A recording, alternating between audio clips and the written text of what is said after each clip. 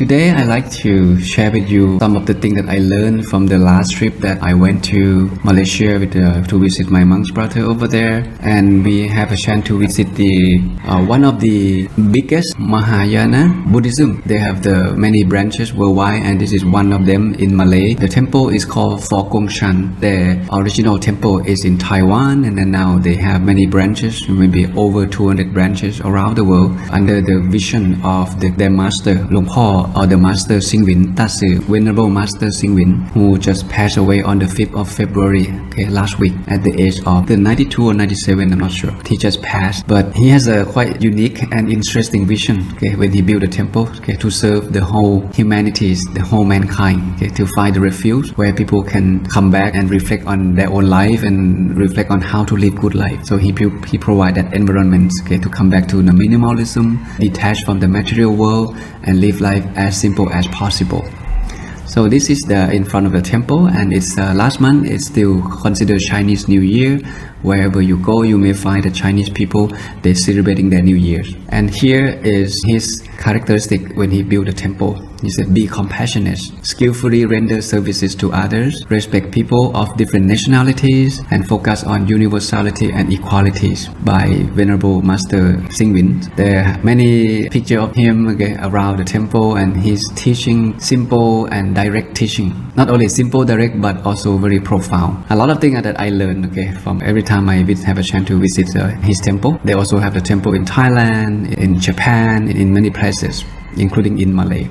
And this is what he said. His philosophy of life is very simple. In the Chinese letter, as you see on the screen, translated in English as three things. That's why it's called the three goodness. Think good, say good, and do good. Very simple, right? So think good thought, say good word, and do good deeds. Very simple, three things. Maybe we can reflect from this. If we want to live good life, again, we need to look for the good teacher, right? And learn from them and apply or reflect on what we learn from them and put into practice. To me, this is a universal, nothing to do with religious. We want to hang around with people who have a good thought, right? Who say something good and who do something good. But the definition of thinking good, say something good, and do something good may be vary from culture to culture. Today, I'd like to take a look at what it means by thinking good. What would be the framework of think good, say good, and do good through the lens of Buddhism that can help us to use as a framework, and then we can put into practice. And the temple also built the university, and this university trained the young generation to understand the nature of life and to live good life. They built the new generation to be a good citizen of the world, because most of the university or the college that we attend focusing on academic achievement. That's come first. Academic achievement. It doesn't matter whether the graduate or people who graduate become good people, good citizens of the world or not. But they focusing on academic or sport achievements or music or those kind of things. Not many people, not many schools give importance to the morality side of life, but only academic side when the children or people go to school. That's their main purpose to get to that level. Hopefully when I graduate with a good score, I can find good job, make a good living. But morality is missing, and this is something very important. So the school bring back this principle. So they open up this university for the young generation where they grow their own vegetable, they live very simple life, and they live very mindfully in the school. And this is just some of the picture that I just want to share with you. So they live life very simple, keep things very clean and very organized. When they wake up, they have to fix their bed right away, fold their blanket, fix the pillow, make sure it's look neat and it looks clean and it's look organized all the time. And their belonging is very simple necessity, toothbrush, toothpaste, detergents, where they do laundry, very simple. Mimics the life of the monk.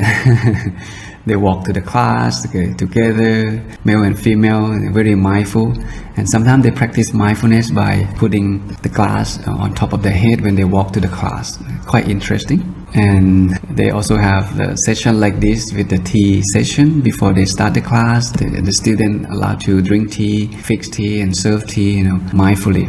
This is one way of practice mindfulness. Mindfulness should be an autopilot. If everyone can put mindfulness into practice in every single activity, the moment that we wake up until the time that we come back to bed, this will help that person to be mindful And when you are mindful, you will be a person who always aware of what's going on, and that helps us to make a better decision. Not only that, when we are mindful all day long of whatever we do, it helps us to meditate better. When we come home, we come to the room, we lock the door, we sit cross-legged or sit on the chair and let go the whole world. It helps the mind to stay concentrated much better and much longer. Have less wandering thought because we prepare ourselves all day long through the practice, to the mindfulness practice. So let's take a look at what it's mean by think good, say good, and do good. Human being, we can commit action or the karma 3 ways: through the way we think, through the way we say things, and through the way we do things. There are 3 ways, and it can be wholesome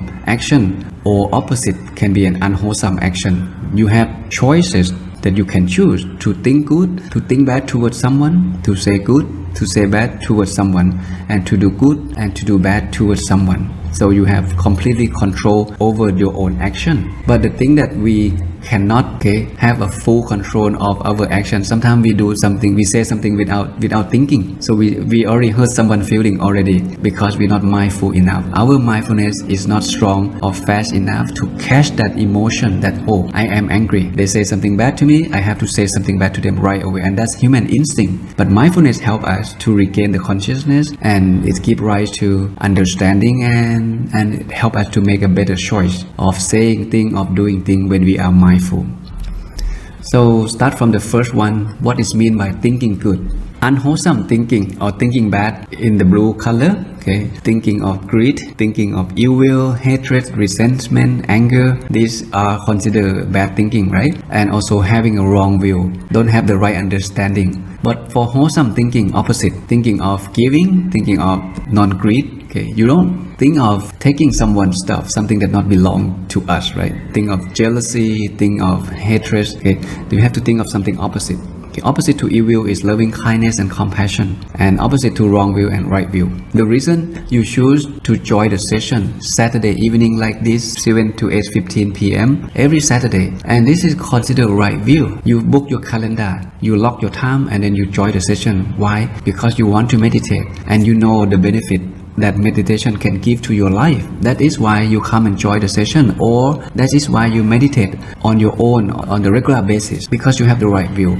Instead of you going to the movie theater, go to the restaurant, hang out with your friends as Friday night, Saturday night, you choose to come to the session and meditate. And this is considered right view, And there's so many things that we can elaborate on the right view category. But for here, you can see the difference between unwholesome thinking and wholesome thinking. If today you're getting mad with something, with someone, can you do your best to let go at the end of the day like this before you go to bed? And this is called right view.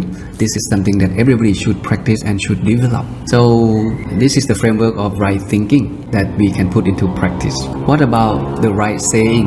Unwholesome and wholesome, as you can see the difference. Unskillful saying, telling a lie, saying something impolite, divisive speech like break people into 2 groups, destroy their harmony, destroy their unity, and the useless speech. This is considered wrong or unskillful saying. Oppositely, a wholesome or skillful saying, we always speak the truth, say things in the polite manner, say things that united people together, not break them up, and say something that beneficial or useful. So it's very simple, but it's not easy to practice. It's quite challenging, right?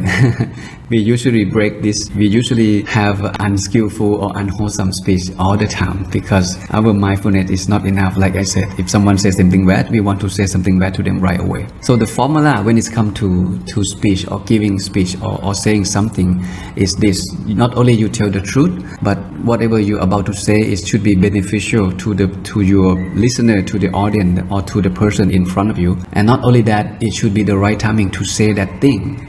Plus, the most important factor is you speak from your heart, your high heart, your loving kindness heart. Not speak because you want to people to look bad or make them feel upset. If you are the boss, you need to find the right timing to correct your subordinate. They may make a mistake, they may do something bad, but if it's not the right timing, you can remind yourself, you know what, I'm gonna come back to this person later on. My boss used to say when I was working, he said, if you want to correct someone, correct him privately. But if you want to praise someone, you praise them or praise him publicly. And I think it's quite interesting, right? If people don't want to look bad in the eye of publics, if you want to correct them, you tell them in private. But if you see that this person doing something good, you praise them in public. This is how you give people motivation to work for you or to continue doing good thing. Okay?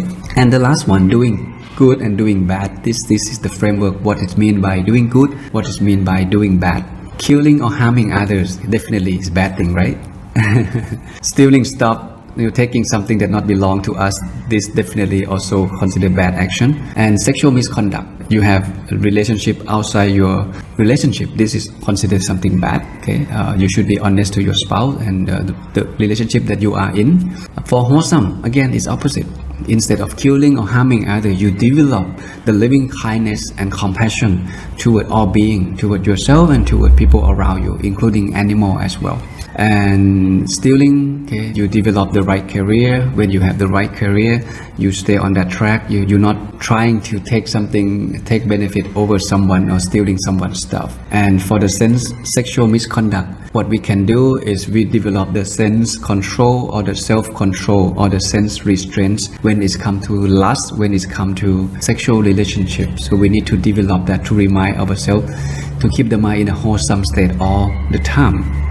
So these are the three things: do good, say good, and thinking good. So in this picture again, if your mind is clear and calm all the time, okay, when the source of thinking is clear, most likely your verbally action and your physical action would be wholesome automatically. The reason we say something bad or we do something bad because the source of the thinking is unclear, is crowded, it's getting agitated by anger, by lust, by delusion. That is why it drives that kind of unwholesome behavior to say something bad and to do something bad. And here, as you can see, meditation come to play a very important role. How can we keep the mind calm? How can we keep the mind pure? How can we keep the mind happy? All the time, all day long. Mindfulness and meditation, these two things, please keep in mind that it helps us, okay, to maintain the quality of the mind, the good quality of the mind. Because when the source of thinking is clear, you will say something and do something from the happy mind, from the good mind. Most likely what you're about to say and what you're about to do would be wholesome, would be skillful. So meditation is very essential to life. If you want to be happy, okay, that is why we should meditate, right? If we don't meditate, we wouldn't know or have ability, okay, to fully control our behavior through we are about to say and what we are about to do. But when we meditate long enough, it helps us to understand the nature of our mind. It helps us to regain the mindfulness very quickly. And when mindfulness, when you are mindful, okay, most likely you would think before you say things. You would think before you do something. Okay, so these are the three things that I like to mention today about this simple life philosophy by the Venerable Master Singwin, the abbot of the Fort Gongsan Temple, who just passed away last week. So hope you pick up something today and perhaps you can put into practice. Okay, is there anything that upset you today? Is there anything that you feel like I shouldn't be doing that today? Is that any word that you say that hurt people feeling? Or any action that you do today that you don't feel, happy about it. So reflect on it and come back to the reason why did you do that? What went wrong? What would be something that I can adjust or improve, tomorrow or next week or next month? Okay. So meditation help. Mindfulness also help. Okay, to us to regain the clarity of the mind, to regain the consciousness. When the mind is clear and when we are conscious, okay, most likely whatever we are about to say and we are about to do would be skillful and wholesome, and that's we will not feel regret later on of our own action. Okay, again, in short, think good, say good, and do good. Okay, the three goodness, very simple. Put into practice. Okay, if someone says something bad, do something bad to you, as a meditator, your job is to be able to reflect on that and be able to let go those resentment toward them. Okay, the more you meditate, the more you should be able to understand the nature of life and let go, okay, something that you're not very happy about it. Don't cling too much on the feeling or the situation that create that negative energy to your life. Don't keep them for long. So the more you meditate, the more you'll be able to do that. But if you don't meditate at all, Okay, human being, we will follow the instinct. Okay, say something bad, I'll say something bad to you. You do something bad to me, I do something bad to you. And that's what most people live their life through this instinct. Without mindfulness, it's very difficult for us to maintain a happy daily life. Okay, so practice mindfulness during the day and find time, okay, 30 minutes, 1 hour a day, whatever you can, whenever you can. Make sure you have that slot for your own life each day to sit and meditate on your own for at least 30 minutes a day. Some of you may sit 1 hour a day, that's even better. Okay, but don't give up your practice. Okay, alright, so with that, I'm okay for today, for what I prepare, not too long. I'll see you guys.